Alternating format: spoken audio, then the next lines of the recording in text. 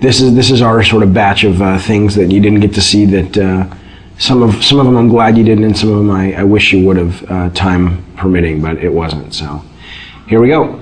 Okay, now this is actually this. Now this wasn't a deleted level. This was the prototype that the team put together. I don't even know what the date on this is, but 3 years ago, and it was really just to get the basic mechanics, not even tuned or anything, but you could run, you could swim, you could swing, and if you look at this level a little bit, you'll see we certainly didn't reuse any of the main art, but you'll see kind of like that shot there is sort of the precursor to some of the shots we have in the game.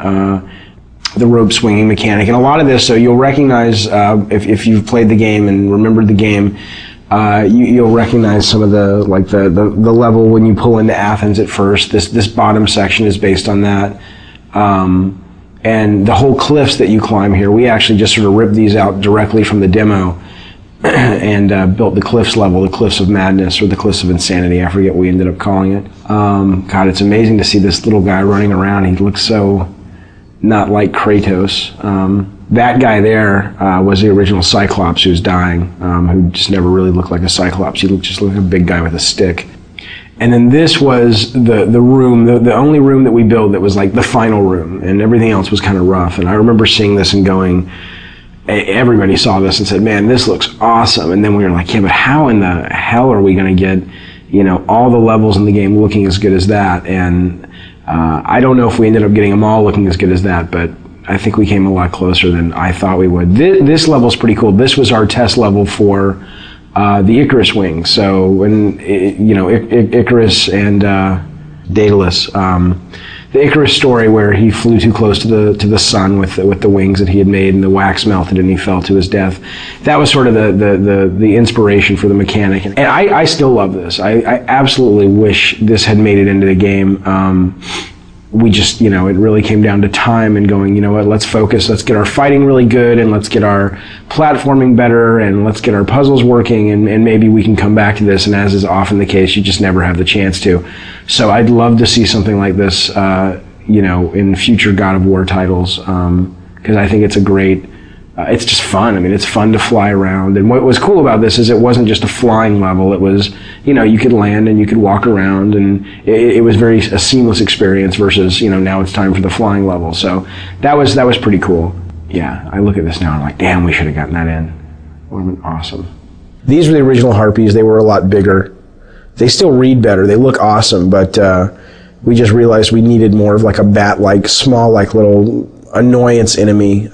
These guys played like the skeletons, basically, flying versions of the skeletons, and there just wasn't much of a difference in gameplay, so we ended up kind of shrinking them down and making them bats. And this was what we called the Mounting the Titan level, which is Kronos, the giant titan in the desert. And sadly, right now, the only way you get on the Titan is through a movie. And originally, this was how it was going to be. You see this big thing, it's like a big watermelon in the background. That's actually Kronos.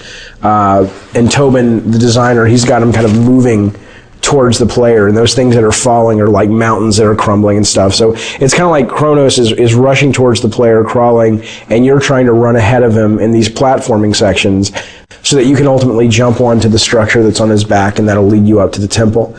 And I still love that idea. I really, really wish we could have done it. And it was just, we showed this to the tech guys, and we showed it to the artists, and they were just like, dude, that's going to take forever. This was the original boss. There was a boss that originally, look at that, that's awesome, that originally guarded Pandora's box. And again, we just didn't have time. And I know it's lame that that's the one thing I regret about the Pandora design, is that there are no bosses that guard the box. You have the Minotaur boss down below, and then we've got this conveyor belt section, and that's kind of it. And we just ran out of time. This was originally pretty cool. It was, you had this moving platform up above, you had this giant kind of harpy vulture in the center that was guarding the box. And she had these eggs scattered all around the level, and in order to sort of entice her to fly around, you'd have to go find her eggs and break the eggs, and you'd kind of take the little baby birds inside, and you'd kind of carry them around and use them as bait.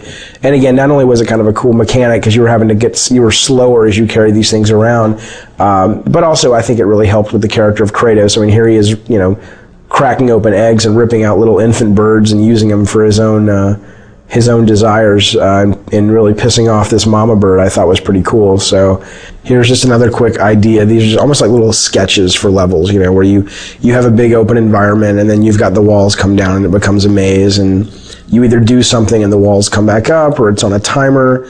I mean, we did tons of these things, you know, where I'd have an idea or a designer would have an idea and it was like, you know, try something like this. So this level is actually a level that we went so far as that we showed the press, we got it in magazines, and this was really a hard cut for us to make, and especially for me to make.